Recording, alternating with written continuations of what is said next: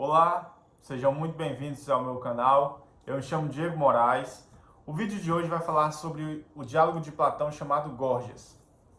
Antes de tudo, gostaria de pedir a sua curtida, é muito importante para o canal, e que cada vez que você curte, você demonstra que tem interesse nesse tipo de conteúdo, e assim a gente pode crescer o canal e trazer conteúdo para você e para mais pessoas, né, que se interessam por isso. Então, já deixe o seu like, nos ajuda bastante. Indo propriamente ao tema, que vai tratar sobre a retórica, o diálogo em si, ele começa num diálogo franco e aberto entre Górgias, Sócrates, Cállicles e Polos.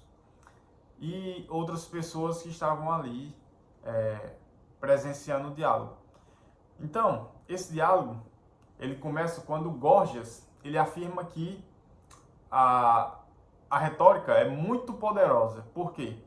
Porque a retórica, ela tem esse aspecto persuasivo que consegue influenciar o meio social e, consequentemente, consegue influenciar a política. Logo, esse poder persuasivo é muito importante para que a gente possa modificar a sociedade através do discurso, certo? Porém, o Sócrates, ele vai rebater isso dizendo o seguinte: olha, mas a retórica, nesse sentido, ela busca a verdade, ela busca transmitir a verdade, ou ela busca simplesmente transmitir as aparências? Ou seja, manipular as emoções das pessoas para que aquilo fique mais, seja mais fácil de ser digerido, certo? Então, Sócrates ele vai ser incisivo nesse ponto porque ele busca pela verdade. O filósofo, a filosofia é a busca, é o anseio da verdade absoluta, da verdade objetiva das coisas. E nesse sentido, o Górgias, ele está demonstrando que a retórica é superior a isso, porque a retórica pode manipular isso, ou seja, pode ir atrás dessas aparências e fazer com que o discurso faça sentido, tenha uma certa coerência lógica, seja belo, seja expressivo, mas ao mesmo tempo, Sócrates ele vai dizer que de nada vale se não corresponde à verdade, né? Se não corresponde à realidade. E aí, a gente tem a introdução do Polos, que é um pupilo, digamos assim, do Górgias, né? É como se fosse um aluno dele. E o Polos vai dizer o seguinte: olha, a persuasão, a retórica, ela é superior a todas as outras artes. Por quê? Porque a arte da retórica, ela é capaz de modificar e de tomar poder sobre o outro. Ou seja, o orador que tem a competência, tem a qualidade da retórica, um bom retórico, ele é capaz de sobrepor o outro. Ele é capaz de tirar o outro do eixo. Por quê? Porque ele tem discursos belos, ele sabe como agir naquele momento do debate, ele sabe como influenciar, jogar a pessoa para um lado que ele queira discutir, jogar para o outro, entendeu? Então, esse meio retórico, ele tem um poder sobre o outro. E Sócrates aí, ele vai mostrar que, como ele tinha dito antes para o Górgias, que a retórica ela não visa a verdade, mas visa assim as aparências. Então, ele vai ser criticamente desfavorável a essa afirmação de Polos. Porque, veja, artes como a medicina, artes como a arquitetura, eles visam um objetivo real. Ou seja, um médico, ele procura o bem do seu paciente. Logo, claro, um médico que seja ético e bom, né? Mas um médico, nesse sentido, ele busca o bem do paciente. E quando ele busca o bem do paciente, ele busca algo objetivo que possa tratar aquelas condições maléficas que o paciente possa estar passando naquele momento. Então, o médico, ele busca uma objetividade. Ele pode até não encontrar, mas ele busca, ele tenta encontrar algo racional, um remédio que possa ajudar aquela pessoa, um tratamento, uma cirurgia, esse tipo de coisa. A arquitetura também. A arquitetura, ela visa uma beleza estética.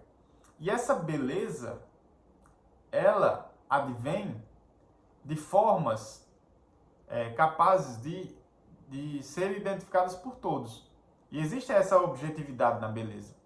Eu sei que muitas pessoas hoje, principalmente a arquitetura moderna, acreditam que essa beleza ela não é tão objetiva, deriva de pessoa para pessoa, mas é claro que existe uma beleza objetiva quando você tem harmonia nas formas de construção e etc.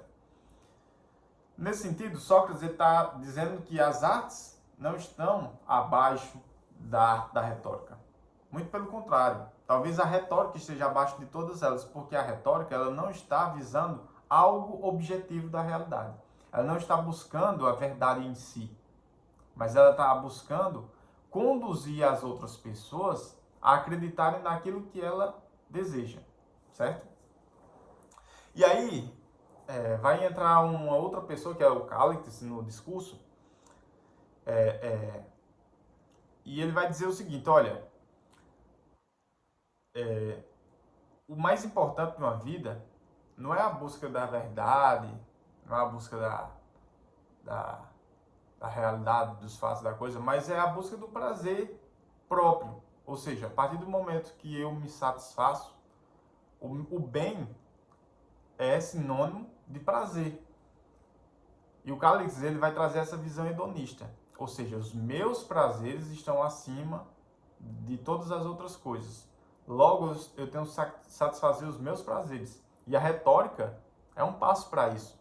Porque eu posso influenciar as pessoas a crerem naquilo que eu creio.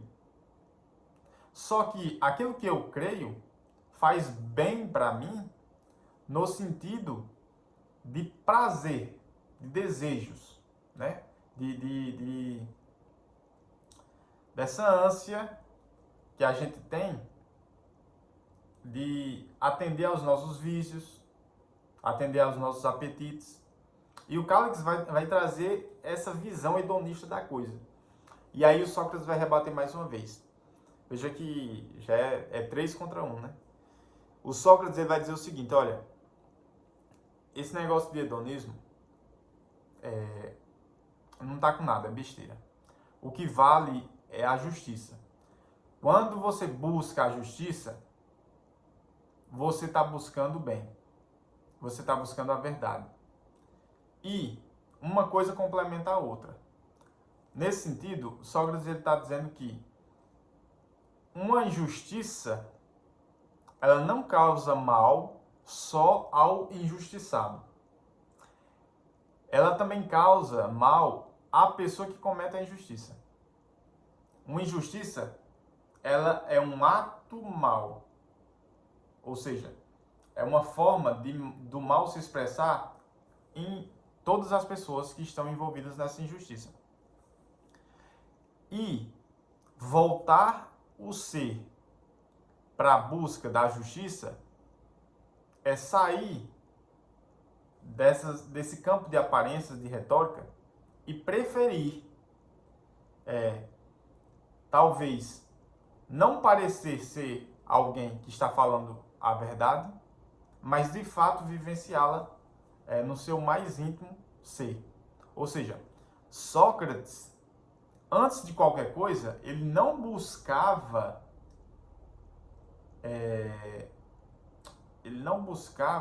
satisfazer as pessoas que estavam em volta escutando o seu discurso.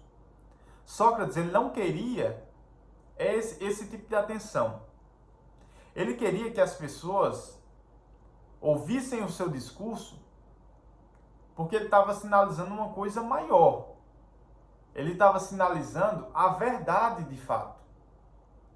E é muito louco isso, porque na nossa sociedade, a gente vê hoje, é incrível, as pessoas, elas buscam, né, falar na internet, dar opiniões, às vezes até ser polêmicas, mas justamente para gerar algum tipo de encantamento das pessoas e essas pessoas serem atraídas por isso. Sócrates não.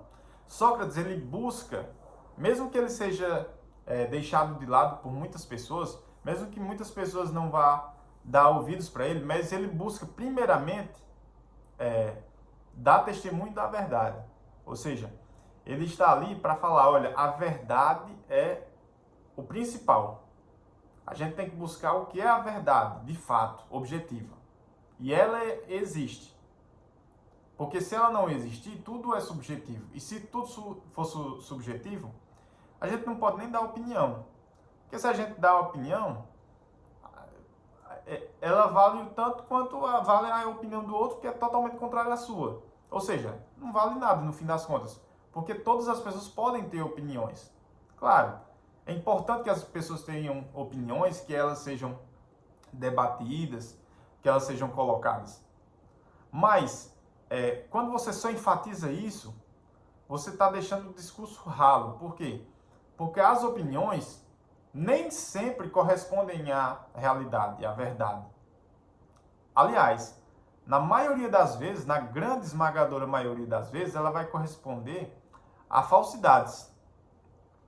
Porque a verdade ela é complexa, ela necessita de um estudo, de uma clareza. E a verdade, ela não pode ser identificada totalmente, porque o todo da verdade não é acessível a nós, seres humanos finitos. Ela está em outro plano. Mas a gente pode ter vislumbres dessa verdade e a gente pode adequar a nossa realidade para essa verdade. Quanto mais próximo da verdade a gente está, melhor a gente vai ficar. Mais bem a gente vai ter. E aí Sócrates ele vai dizer o seguinte, olha, o injustiçado, ele é mais feliz do que o que comete injustiça. Porque é o contraponto, justamente, da visão dos três, de Gorgias, de Polus e de Cállicles. Ele está dizendo que, enquanto eles dizem que a injustiça faz bem para quem comete, por quê? Porque ela satisfaz o ego da pessoa que está cometendo, ou seja, a pessoa sente prazer porque ela está sendo beneficiada em detrimento de uma injustiça para com o outro. Enquanto eles dão esse discurso, Sócrates dá o discurso contrário. Eles não. A pessoa que é acometida pela injustiça, ela sofre momentaneamente, mas ela tem um bem interior que é muito superior a quem comete as injustiças. Porque quem comete as injustiças sempre vai pagar o preço por isso. Certo? E a pessoa pode ter uma falsa felicidade, uma falsa noção de felicidade. Porque a verdadeira felicidade, no sentido clássico da coisa, é o estado de espírito pleno, em harmonia, em sintonia com o seu ser, com a sua natureza, com a sua essência. Então, Sócrates está demonstrando aqui em Gorgias que é mais importante a gente buscar o bem, a verdade, a justiça, buscar uma vida virtuosa que seja capaz de mostrar que nós somos melhores a partir do momento que nós reconhecemos as nossas falhas e vemos que é preciso uma luta diária em busca dessa verdade, dessa justiça. Quando nós fazemos isso, Sócrates está dizendo que nós estamos na vida virtuosa. E isso deve ser o objetivo de todas as pessoas do mundo. Porque a filosofia é isso. É a busca incessante pela verdade. É o entendimento do mundo que nos cerca, colocado na expansão da nossa consciência. Certo? Então esse diálogo é muito profundo e muito interessante, porque ele vai distinguir necessariamente o que é a verdade, o que é a filosofia e o que é a retórica, que são as aparências, o que é o discurso belo, mas com conteúdo vazio, certo? Então, basicamente é isso. Obrigado. Sigam curtindo o vídeo, comentando, compartilhando. É muito importante para a gente. Que Deus abençoe a todos e até a próxima.